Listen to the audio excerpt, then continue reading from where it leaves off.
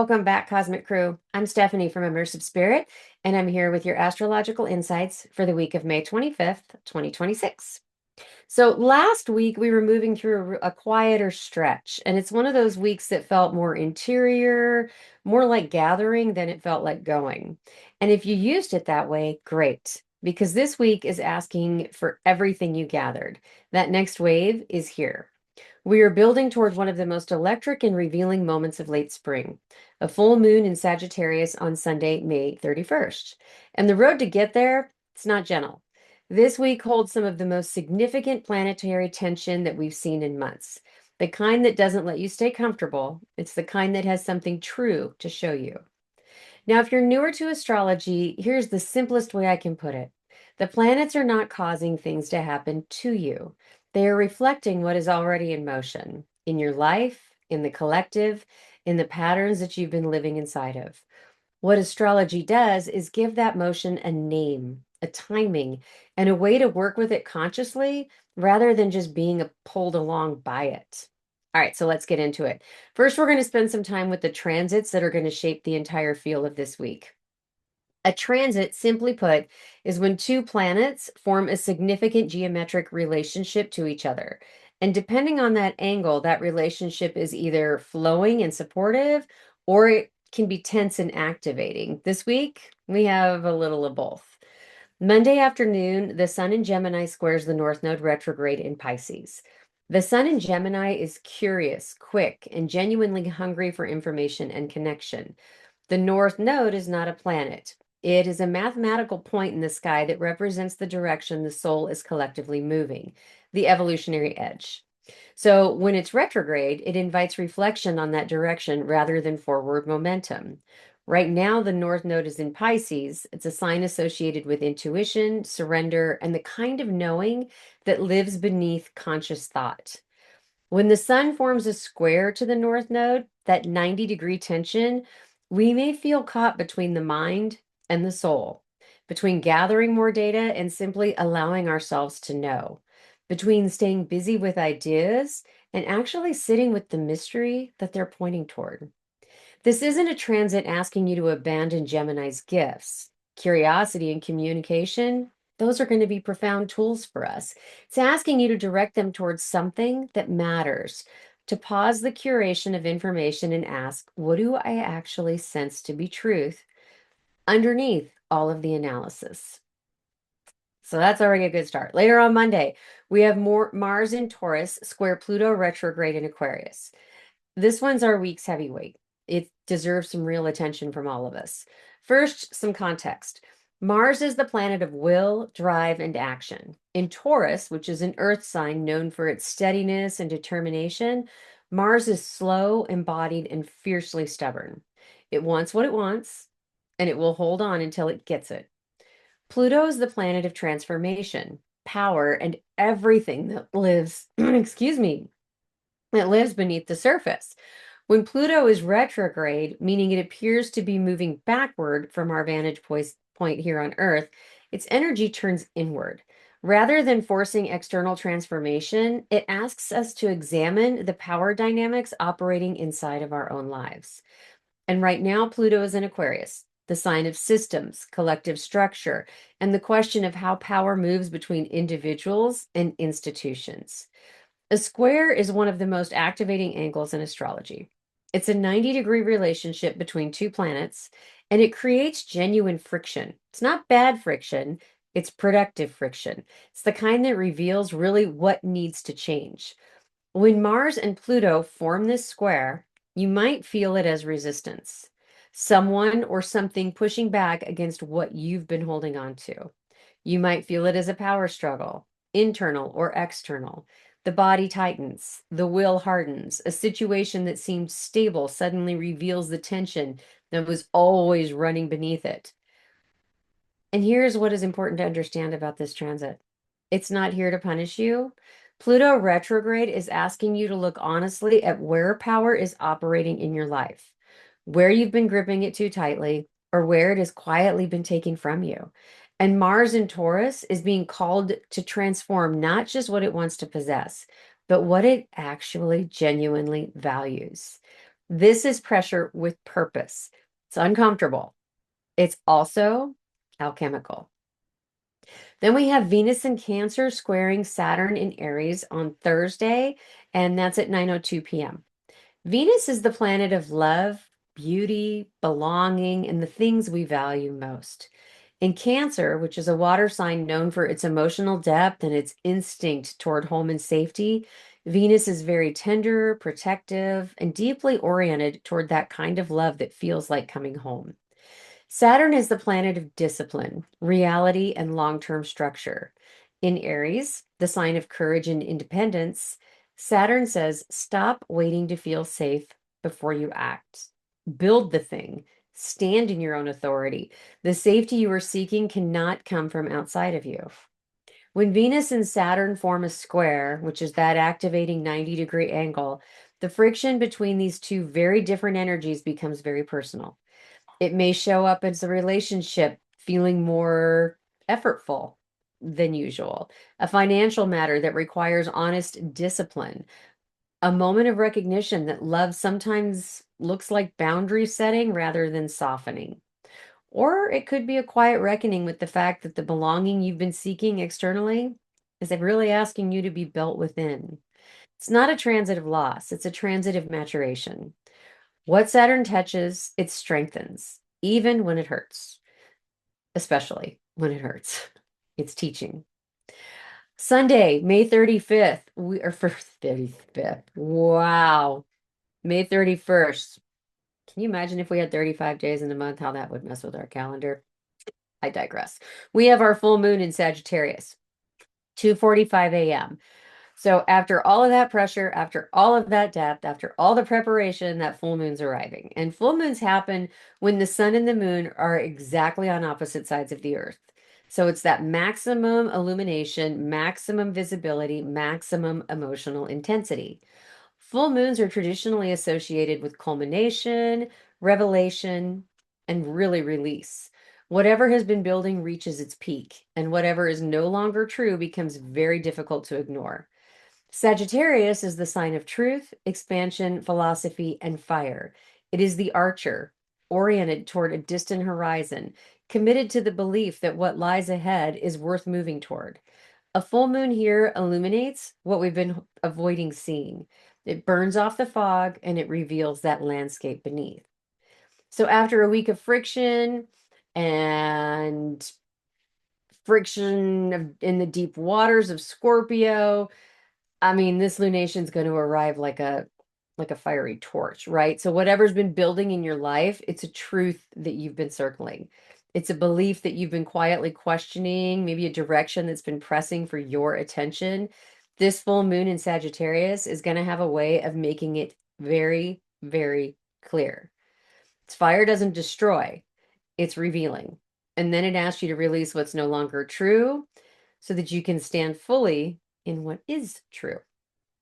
So that's the high level. So we're going to break it down now and just get into the day by day, like we usually do every week on our astrological insights. So Monday opens with a breath of genuine grace. The moon moves into Libra, which is that sign of balance, beauty, and relational harmony. And the morning is going to carry a lighter, more social energy than the week will ultimately hold for us. Early in the day, the moon and Uranus, which is the planet of surprise and innovation, form a harmonious trine, which is a flowing connection where energy moves easily between the two, and it activates original thinking, the idea that arrives from nowhere, the conversation that opens something unexpected. Lean into that. The afternoon introduces the first tension point. That Sun in Gemini and the North Node form a square. So it's activating that friction producing angle that sits between the part of you that wants to gather and analyze and the part of you that just simply knows. If you feel scattered or oddly disconnected from your deeper purpose this afternoon, that's the transit at work. The innovation is simple. Pause. Ask what you actually sense to be true beneath all the noise. As the afternoon softens, the moon moves into an opposition with Neptune, meaning they sit exactly across from each other, directly across in the sky. So they're creating a tension and heightened awareness. Neptune's the planet of dreams and spiritual perception. And when the moon faces it this way, sensitivity rises and edges tend to blur. Beautiful for creative or spiritual work, but not a great time for sharp final decisions. So the evening becomes more coherent for us. The moon forms harmonious trines to both the sun and Pluto, bringing a window of heart-mind alignment followed by quiet, approachable emotional depth. So a good time for journaling, reflection, or simply noticing what's moving beneath the surface. And then just before midnight, we have Mars and Pluto form their square. And that's activating a friction angle for us. And this week's first major pressure point for us will arrive at that time. It's power, resistance, it's something in the body tightening. So rest if you can. Resist the impulse to force this toward a resolution tonight. It needs room to breathe. Highs overall for Monday, we have the moon and Uranus trine, so bringing electric inspiration, the moon sun trine, so that aligned expression, and the moon Pluto trine, bringing an approachable depth. Our lows for Monday, we have that Mars Pluto square, which is power pressure, and then the Sun North node square, which is going to bring some directional friction. Tone overall for Monday is grace and pressure in the same day. It's complex, it's activated, and it's building. It's a Monday. Tuesday opens and builds into something genuinely powerful.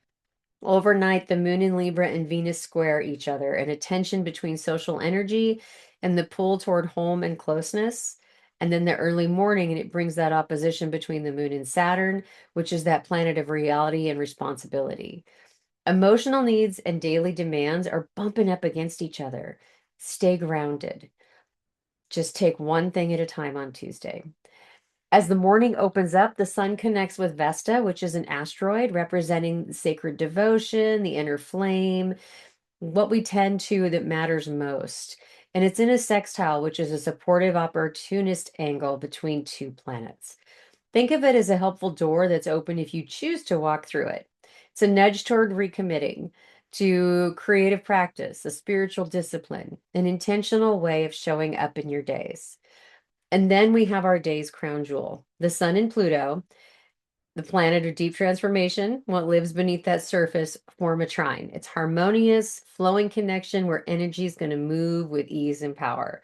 The result is penetrating mental clarity, the conversation that reaches something real, the piece of writing that says what it actually means, the insight that cannot be unseen. If there's intellectual or creative work that has been waiting for the right conditions, Tuesday morning is showing up for it. Late in the morning, then we have Venus squaring Pallas, which is an asteroid associated with strategy, wisdom, and pattern recognition, creating that friction between the heart's protective instincts and the strategist's clarity. Both are legitimate. Give them both room without requiring one to win. Our highs for Tuesday, we have that Sun Pluto trine, which is transformative intelligence, the Sun Vesta sextile, which is a sacred focus. Our lows Tuesday, we have the moon and Saturn opposition. So it's going to be kind of a heavy morning for us. And then Venus Pallas square, so some heart-mind friction. Tuesday's tone overall is intellectually powerful with emotional undercurrents. Lean into your mind's gifts while tending to your heart. Hi, I'm Stephanie from Immersive Spirit. I hope you're enjoying this week's Astrological Insights podcast. If you find that these dates resonate for you, or you just love astrology, I would love to book a reading with you and just explore your own chart. Whether it's a particular location you're interested in, whether it's looking at transits that are coming for you in the future and how there's certain dates that might align better than others, or maybe it's just knowing more about that beautiful space that you were born into and exactly how the stars aligned just for you at your time of birth. I would be honored to speak with you. Head to immersivespirit.com and look for our services. You'll find several options there waiting for you, and I'll be excited to talk with you and dig into your astrological chart. Now, back to our podcast. Wednesday is a turning point, and it moves in two distinct purposeful phases. In the overnight hours, the moon and Mercury, the planet of communication and thought, form a trine, a harmonious flowing connection between the emotional body and the thinking mind.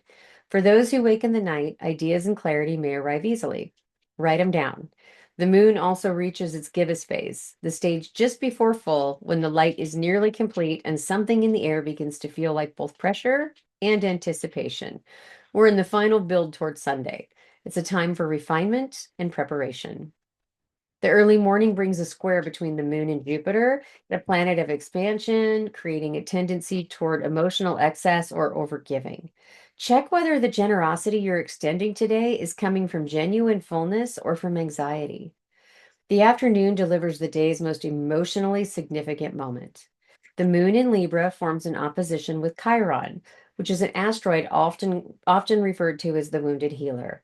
It's representing the places in us that have been hurt and the places that carry the greatest capacity for wisdom because of it.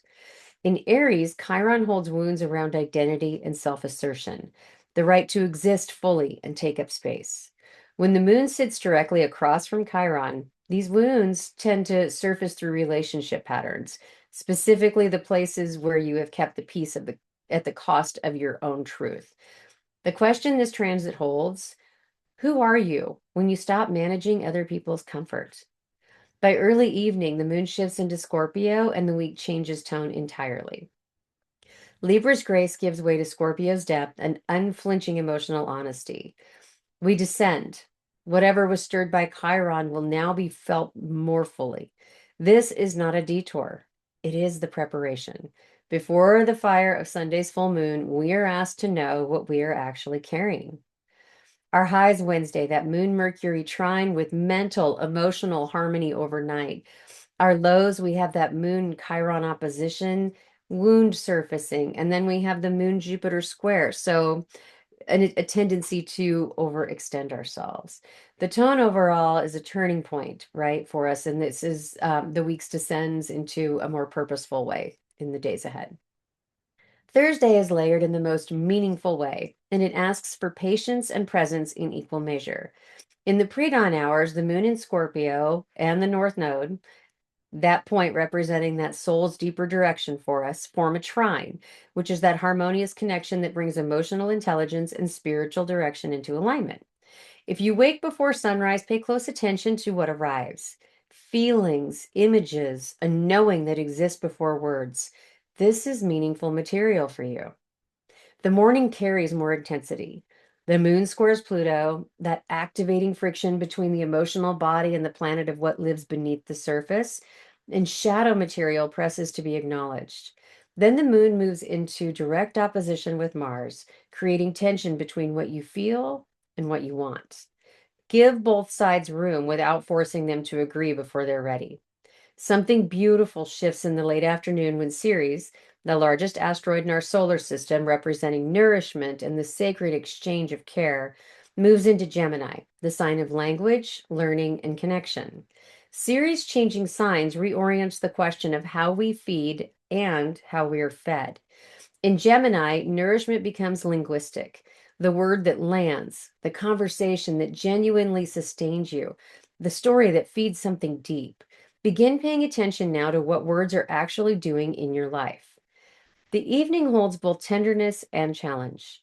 The moon and Venus, the planet of love and beauty, form a harmonious trine, bringing warmth and care into the emotional body after the day's harder passages. A beautiful time for closeness and heartfelt conversations.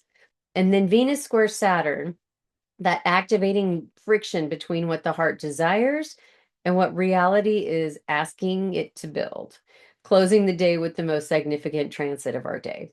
So, what do you truly value? And what would it look like to invest in that from a place of genuine commitment rather than from the fear of loss? So our highs, we have that moon north node trine, which is bringing soul alignment, the moon Venus trine, bringing us emotional warmth, and then Ceres moving into Gemini, that nourishment through words. Our lows, we have Venus-Saturn square, some heart testing going on, and then that moon Pluto square, which brings a little shadow intensity for you. Oh, and don't forget the moon Mars opposition, right? So we've got inner friction with that shadow work. Yay. Our tone overall, layered and emotionally complex, depth and tenderness moving throughout the same are moving throughout the process the entire day, throughout the whole day. All right, after the density and complexity of this week's earlier days, Friday breathes, and it breathes with genuine generosity. In the early morning, the moon in Scorpio and Jupiter, the planet of expansion, abundance, and optimism, we love us in Jupiter, form a trine, a harmonious flowing connection. Scorpio's emotional precision meets Jupiter in Cancer's nourishing warmth, and the result is something that can be felt in the body. It's a softening. It's a sense of being held by something larger than the difficulty. It's a felt trust that the depth of this week has meaning, that what you have been moving through is a service of something. It's in service to something for you. And Friday is a day to receive that, to allow yourself to be held by a person, a practice, or simply by just being still. The cosmos is offering a breath before the full moon builds, and that breath is not incidental. It's a gift. So take it. Our highs Friday, that moon Jupiter trine, it's emotional generosity and trust. Lows, very quiet in terms of tension. So honor that spaciousness. Overall, our tone is an exhale. Or did I say a tone there? That was our low.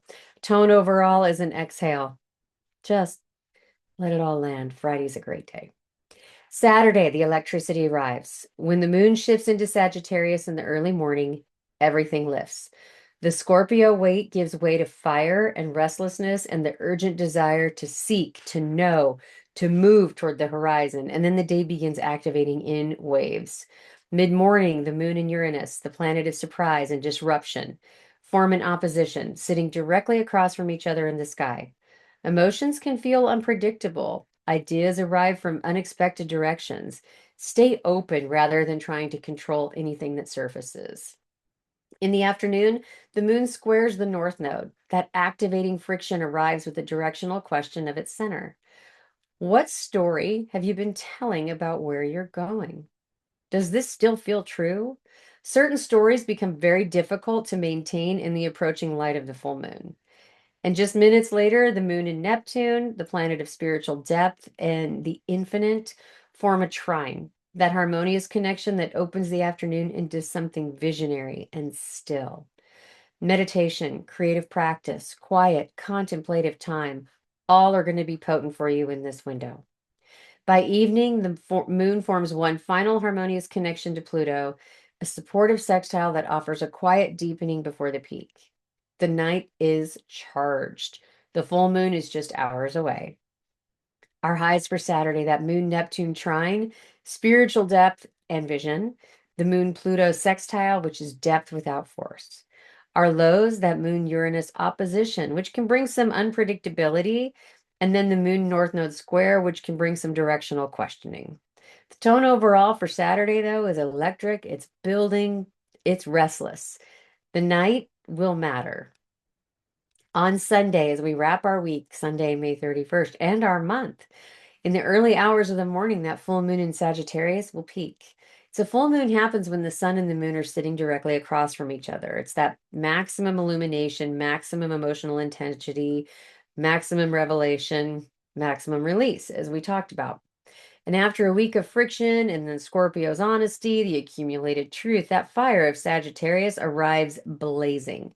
Whatever's been building, a truth you've been circling, a belief that no longer fits, a direction that has been pressing for your attention, the light of this moon makes it clear and absolutely impossible to ignore. Release what's no longer true. Stand in the fire of what is. By morning, the moon and Saturn, the planet of structure and long term commitment, form a trine, that harmonious connection that gives the full moon's revelation some bone and grounding. The vision isn't just fire, it has shape. Saturn asks not only what do you now see clearly, but what honest step can you take toward it? Not the whole path, just the next true thing. In the evening, two more transits close the week with intention. The Sun in Pallas, which is an asteroid associated with strategy and wisdom, connect in supportive sextile, bringing communicative intelligence and clarity into your conversation. The mind becomes a tool for integration, for beginning to articulate what the fire revealed. And then just minutes later, Mercury, the planet of communication, our messenger, forms a gentle sextile with Chiron, and that's our wounded healer. It's a conversation. a realization that finally finds its words, a story told or written that releases something long held. What you are now able to name, you can begin to heal. The language itself becomes the medicine, and it closes the week exactly as it should. Our highs for Sunday, of course, our full moon in Sagittarius, bringing that revelation and release. Our moon-Saturn trine, which is that structured integration, and the Mercury-Chiron sextile, which is bringing healing through language. Our lows, the full moon can feel emotionally exposing, and that's part of the gift, not the cost, but it can feel like a low if you let it. The tone overall is sacred, it's illuminating, and it's a huge turning point. So, zooming out, as we zoom out for our final high level review, this week is really all absolutely about the fire remembering. When the pressure mounts, and this week it absolutely is going to mount, there is something in us that just knows. Beneath the noise of information and obligation and the mind's constant management of reality, there's a knowing. It's a truth that doesn't bend to convenience, that doesn't perform safely or fit neatly into a story that's the most comfortable to tell. Mars and Pluto pressed you to stop gripping so tightly to the familiar. Venus and Saturn asked your heart to grow up, to love not from fear of what you might lose, but from genuine and grounded care. The Scorpio moon asked you to descend before you could rise. And Ceres moving into Gemini reminded you that these words you use to name your experience are themselves a form of self-nourishment and nourishment to others. And then our full moon. The fire of Sagittarius doesn't destroy, it reveals, it burns off the fog and shows you the terrain beneath. And on Sunday evening, Mercury's I almost said gentile sextile, gentle sextile to Chiron, that healing, that supportive connection between the planet of communication and the asteroid of the wound. It closes the week with the reminder that the words you find for what you now see are medicine for you and perhaps medicine for someone you know. So trust what's been illuminated and let yourself be changed by it because there's a lot happening. So, my question for the community this week: what has the full moon in Sagittarius illuminated for you? Or what do you anticipate it illuminating for you? And what truth did that fire reveal that you can no longer unsee? Drop it in the comments below and let's hold it together. And if you're ready to jump into your own chart details, I have new openings this next week for astrological readings and would love to delve in with you. I recognize pricing can be an issue for some folks, so please don't hesitate to send an email to me at info@immersivespirit.com. Attention it to Stephanie or attention to astrological insights, and I'll get that. And I'm happy to try and work with you on a pricing option, and let's see what we can come up with because everyone deserves to know their natal chart. And I think that's it. So for now, and for this week, that's a wrap for our week of May 25th through the 31st ahead. I'm Stephanie with your astrological insights from Immersive Spirit. And until next week, stay grounded and keep looking up.